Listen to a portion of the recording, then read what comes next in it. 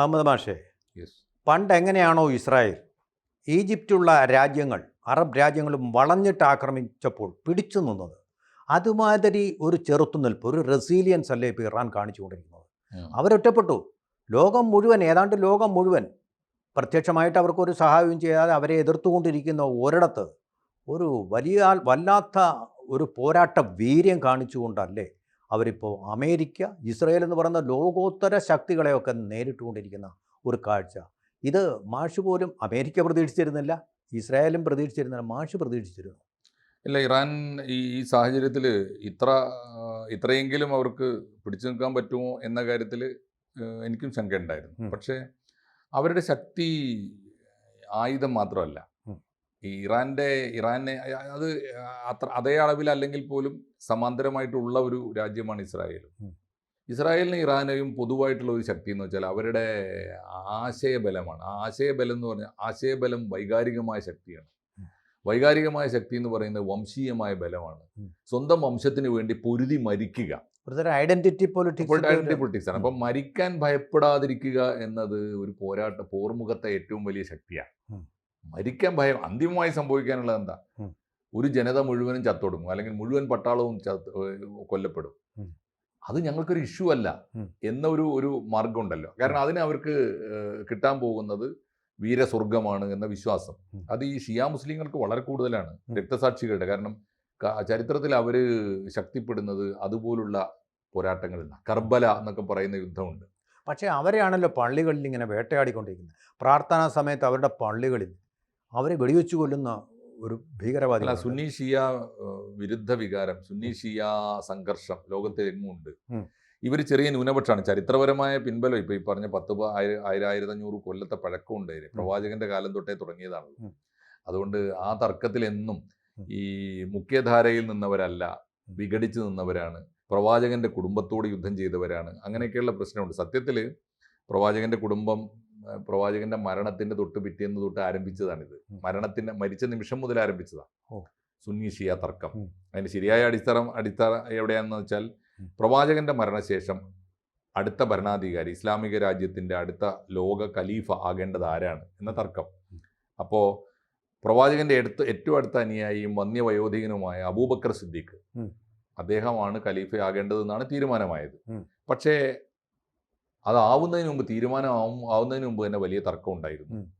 പ്രവാചകന്റെ നേരെ പ്രവാചകനുമായി കുടുംബ ബന്ധമുള്ള ഒരാൾ, താരതമ്യേന ചെറുപ്പക്കാരനായ ഒരാൾ, ഈ പറഞ്ഞ വളരെ വില്ലാളി വീരയോദ്ധാവായ ഒരാൾ വേണം.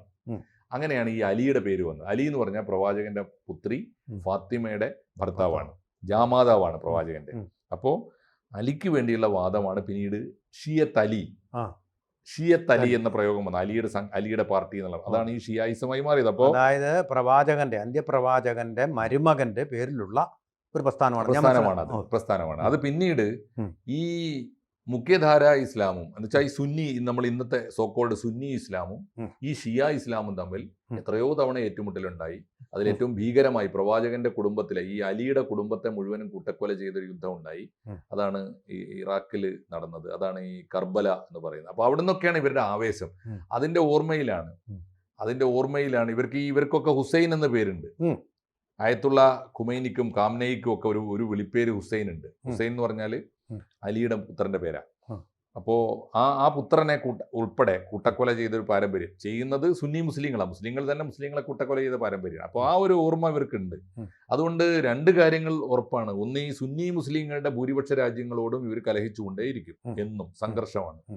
രണ്ടാമത്തെ കാര്യം, ഇവരുടെ വിശ്വാസത്തിന് വേണ്ടി ഈ വംശീയമായ ആവേശത്താൽ ഇവർ മരിച്ചുകൊണ്ടേയിരിക്കും. ഇത് രണ്ടുമാണ് അതിന്റെ പ്രത്യേകത. ആ രണ്ട് ആവേശത്തിലാണ് ഇപ്പോൾ ഇവർ നിൽക്കുന്നത്. പക്ഷേ ഈ ആശയപരമായ ഒരു തലത്തിൽ ഇതൊക്കെ ശരിയാണെങ്കിലും അതുകൊണ്ട് മാത്രമല്ല ഇറാൻ പിടിച്ചു നിൽക്കുന്നത് എന്നാണ് എൻ്റെ വിശ്വാസം. കാരണം ഇറാനെ ഈ ഘട്ടത്തിൽ, ഈ നിർണായകമായ ഘട്ടത്തിൽ ഇറാനെ സഹായിക്കുന്ന വമ്പൻ ശക്തികൾ ലോകത്തുണ്ടാവണം.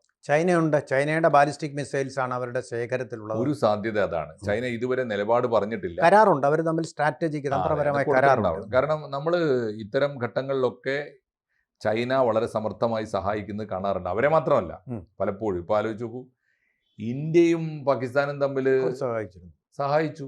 കാരണം നമ്മൾ ഈ ഭീകരവാദികളെ വകവരുത്തിയിട്ട് കണ്ടെടുത്ത ആയുധങ്ങൾ മുഴുവൻ ചൈനയുടെ ആയിരുന്നു. തുർക്കിയും പരോക്ഷമായിട്ട് സഹായിക്കും. ഉണ്ടാവും. അപ്പോൾ ഞാൻ പറയുന്നത് തുർക്കിയുടെ സഹായം ഉണ്ടാകാം, ഉം.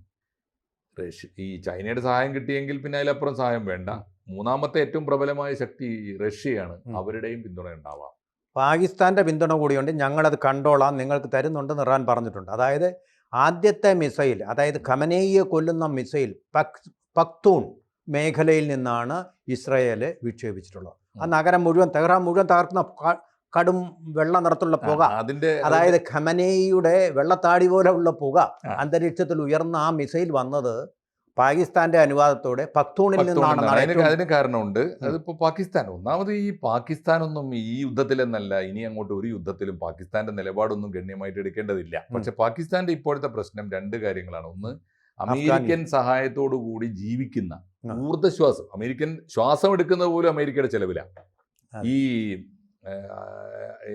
അമേരിക്കയിൽ അവിടെ ഒരു സംശയം, അമേരിക്കയും പാകിസ്ഥാനും പറഞ്ഞിട്ടുണ്ട്. അമേരിക്ക എന്തുകൊണ്ട് ഇറാൻ ആക്രമണം നടത്തി? അതിനു മുമ്പേ നടത്തേണ്ടതല്ലേ? പാകിസ്ഥാനിൽ ഏറ്റവും അപകടകരമായ വിധത്തിൽ ഇസ്ലാമിക് ബോംബ് എന്ന് പറഞ്ഞൊരു ബോംബും വെച്ചുകൊണ്ട് ഭീകരന്മാരെ വളർത്തുകയും ചെയ്യുമ്പോൾ, അതൊന്നും ഐഡിയോളജിക്കൽ ഫൈറ്റ് ആണെങ്കിലല്ലേ സാറേ അതൊക്കെ ഉള്ളൂ.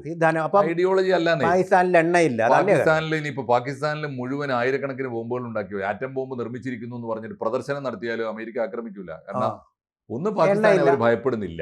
രണ്ടാമത്തെ കാര്യം, പാകിസ്ഥാനെ തകർത്തിട്ടൊന്നും കിട്ടാനില്ല. വളരെ പ്രധാനപ്പെട്ട ഒരു കാര്യം മാഷി പറഞ്ഞു. അതായത് ഇസ്രായേലിനും പിന്നെ അമേരിക്കയ്ക്കും ഇറാനെ ഭയമായിരുന്നു. അത് കറക്റ്റ്. ആ ഭയത്തിന്റെ വെളിപാടാണ് യുദ്ധം. എന്താ കാരണം എന്ന് വെച്ചാൽ ലോകത്തിലെ മൂന്നാമത്തെ എണ്ണ രാജ്യമാണ് ഇറാൻ.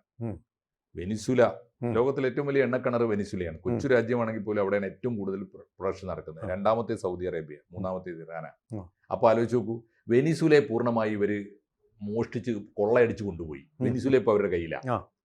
സൗദി അറേബ്യ അവരുടെ വരുതിയിലാണ്. മൂന്നാമത്തെ രാജ്യം, തൊട്ട് ഒരു തുള്ളി എണ്ണ ഇതുവരെ കിട്ടാത്ത രാജ്യമാണ് ഇറാൻ. ഷാ പഹ്ലവിയുടെ കാലത്ത് കിട്ടിയിരുന്നു, അതിനുശേഷം കിട്ടിയിട്ടില്ല. 1979 മുമ്പ്, അതിനുശേഷം കിട്ടിയിട്ടില്ല. അപ്പോൾ ഇറാൻ കൂടി കയ്യിൽ വന്നാൽ ലോകത്തിലെ മഹാഭൂരിപക്ഷ എണ്ണക്കിണറുകളും ഇവരുടെ കയ്യിലാവും. അതാണ് താല്പര്യം, വേറെ ഒന്നുമില്ല. ഈ പാകിസ്ഥാന്റെ കേസ് വേറെയാണ് സർ. പാകിസ്ഥാനകത്ത് വളരെ കൃത്യമായിട്ട് ഇപ്പോ പാകിസ്ഥാൻ സർക്കാരിനെതിരായിട്ട് രണ്ട് വിഘടനവാദികൾ രംഗത്തിറങ്ങിയിരിക്കുകയാണ്. ഒന്ന് ബലൂചിസ്ഥാൻ, ക്വറ്റയിൽ കൃത്യമായിട്ട് വന്നല്ലോ. ക്വറ്റയിൽ നിന്ന് മിസൈല് പോയിട്ടുണ്ട് ഒന്ന്. രണ്ടാമത്തെ കാര്യം, വേറെ ഒന്ന് ഞാൻ പറഞ്ഞാൽ പഖ്തൂണിസ്ഥാൻ എന്ന് പറഞ്ഞാൽ, പഷ്തൂണിസ്ഥാൻ എന്ന് പറഞ്ഞാൽ പെഷവാർ കേന്ദ്രമായിട്ടുള്ള വേറൊരു, ഇത് രണ്ടും അഫ്ഗാനിസ്ഥാനോട് ചേർന്നാണ്. അഫ്ഗാനിസ്ഥാന്റെ പിന്തുണ ഇവർക്ക്. ബലൂചിസ്ഥാനിലുള്ളതും ഷിയാക്കളാണ് അല്ലേ? തീർച്ചയായിട്ടും. അപ്പോ ഇത് മാത്രമല്ല, പാകിസ്ഥാന്റെ ജനസംഖ്യയിൽ 20% ഷിയാക്കളാണ്. ഇനി വേറൊരു കാര്യം കൂടി കൗതുകം നിറഞ്ഞത്, നമ്മുടെ കാശ്മീരിലും ഷിയാക്കളുടെ എണ്ണം നല്ല ശതമാനമുണ്ട്. പ്രധാനപ്പെട്ട ഒരു കാര്യം നമ്മൾ പലപ്പോഴും ഓർക്കാറില്ല. പാകിസ്ഥാന്റെ രാഷ്ട്രപിതാവ് മുഹമ്മദ് അലി ജിന്ന ഷിയാണ്, അത് പുതിയൊരു അറിവാണ്. അപ്പൊ അതൊക്കെ ചേർത്താണ് പാകിസ്ഥാന്റെ ആ വികാരം പാകിസ്ഥാനിൽ കൂടുതലാണ്. അതുകൊണ്ട് ഷിയാക്കളുടെ ഏറ്റവും ശക്തമായ ആത്മീയ നേതാവിനെ ഇറാനിൽ കൊല്ലപ്പെട്ടാൽ പാകിസ്ഥാനിലും ചാവേറുകൾ വരും. അതെ. അതുപോലെ തന്നെ ഞാൻ അറിഞ്ഞ ഒരു കാര്യം ശരിയാണെന്ന് അറിയാം, ഇപ്പം ഇറാഖിലെ ഷിയ സംഘം എന്ന് പറയുന്ന ചാവേറുകളാവാൻ തയ്യാറായി നിൽപ്പുണ്ട്. ഇപ്പൊ അവരും ഇടപെട്ടിട്ടുണ്ട് യുദ്ധത്തിൽ. നിങ്ങൾ ഉറപ്പിച്ചോളൂ, ഈ യുദ്ധത്തിന് ഒരു വംശീയമായ സ്വഭാവം വന്നു കഴിഞ്ഞു. ഇത് രണ്ട് രാജ്യങ്ങൾ തമ്മിലുള്ള യുദ്ധമല്ല. ഈ വംശീയമായ യുദ്ധത്തിൽ എവിടെയൊക്കെ ഷിയാക്കൾ ഇല്ലാത്ത രാജ്യങ്ങളില്ല, കുറച്ചെങ്കിലും. കേരളത്തിലുണ്ടല്ലോ, കേരളത്തിലുമുണ്ട്, എല്ലായിടത്തും ഉണ്ട്, കുറച്ചെങ്കിലും. എണ്ണം കുറവാണെന്നുള്ളൂ. ഇപ്പോ ഇറാഖിൽ ഏതാണ്ട് 40% ഉണ്ട്. ഇറാഖിൽ, പാകിസ്ഥാനിൽ 20% ഉണ്ട്. സിറിയയിലുണ്ടല്ലോ ഏതാണ്ട് 27 മറ്റോ ശതമാനം, 25 ഷിയാണ്. അപ്പോ ഈവൻ ഇപ്പൊ എന്താ ഇതിൽ കുവൈറ്റിന്റെ പ്രശ്നം എന്താ? അറബ് രാജ്യങ്ങളിൽ പലതിലും ഷിയാക്കൾക്ക് നല്ല പങ്കുണ്ട്. ഇനി ഈ അറേബ്യയുടെ കിഴക്കൻ തീരം, ഖത്തീഫ് എന്നൊക്കെ പറയുന്ന തീരങ്ങളുണ്ട്. ഇന്നലെ റാസ്താനുരയിൽ ആക്രമണം നടന്നില്ലേ? അവിടെ അരാംകോ ഉള്ളത് കൊണ്ട് മാത്രമല്ല, ആ പ്രദേശം ഷിയാക്കൾക്ക് ഭൂരിപക്ഷമുള്ള പ്രദേശമാണ് സൗദി അറേബ്യയിൽ. അപ്പോൾ ലോകത്തിലെങ്ങുമുള്ള മുസ്ലിം രാജ്യങ്ങളിലും അല്ലാത്ത രാജ്യങ്ങളിലും ഒക്കെ ഷിയാക്കളുണ്ട്. അവരിത് വംശീയമായി ചാവേറായിട്ട് ഇറങ്ങും. വല്ലാത്ത നാശം ലോകത്തിനുണ്ടാകും. അതൊരു വലിയ ലോകമഹായുദ്ധത്തിന്റെ, അത് രണ്ടാം ലോകമഹായുദ്ധത്തിലും വംശീയം തന്നെ ആയിരുന്നല്ലോ പ്രശ്നം. ആര്യവംശ മേധാവിത്വം എന്ന് പറഞ്ഞാൽ അതും പറഞ്ഞായിരുന്നു. ഈ വാസ്തവത്തിൽ ഇറാനിലുള്ളത് ഇപ്പോൾ ശരിയായിട്ടുള്ള ഭാര്യ വംശജർ തന്നെയാണ്. അവർ ഈ കലഹമായാലും യുദ്ധമായാലും അതിൽ പിന്നോട്ട് പോകാൻ, മരിക്കുന്നവരെ യുദ്ധം ചെയ്യുക എന്നത് രക്തത്തിൽ അലിഞ്ഞു ചേർന്ന അത്തരം DNA ഉള്ള ഒരു വിഭാഗക്കാർ ആര്യവംശജർ. ചരിത്രത്തിൽ തന്നെയുണ്ട് ആര്യവംശജരുടെ പേർഷ്യക്കാർ എന്ന് പറഞ്ഞാൽ ആര്യന്മാരാണ്. ആര്യന്മാർ ഇറാൻ എന്ന പേര് തന്നെ അങ്ങനെ വന്നതാണ്. ആണ് ആര്യൻ എന്നുള്ള പേരിൽ നിന്ന്. ആര്യൻസിൽ. അപ്പോൾ യുദ്ധവീര്യത്തിൽ ആയുധങ്ങൾ കുറവാണെങ്കിലും ടെക്നോളജി അപ്ഡേറ്റഡ് അല്ലെങ്കിലും യുദ്ധവീര്യത്തിൽ അവരെ വെല്ലാൻ മറ്റാരുമില്ല. അപ്പോൾ വാസ്തവത്തിൽ കടന്നൽ കുട്ടിൽ കൈയിട്ടിരിക്കുകയാണ് ട്രംപ്. അത് കടന്നൽ കുത്തുന്നത് ട്രംപിനെയോ അമേരിക്കക്കാരെയോ അല്ല, ഏഷ്യൻ വംശജരെയും അതുപോലെ തന്നെ പശ്ചിമേഷ്യയിലെ പാവപ്പെട്ട യുദ്ധ തന്ത്രങ്ങളൊന്നുമില്ലാത്ത ജനങ്ങളെയുമാണ്. ആണ്, തീർച്ചയായിട്ടും. എന്ത് സംഭവിക്കും നമുക്ക് കാത്തിരിക്കാം. കൂടുതൽ വാർത്തകളും വിശേഷങ്ങളും നിങ്ങളിലേക്ക് എത്താൻ ABC മലയാളം സബ്സ്ക്രൈബ് ചെയ്യുക, ബെൽ ബട്ടണും അമർത്തുക.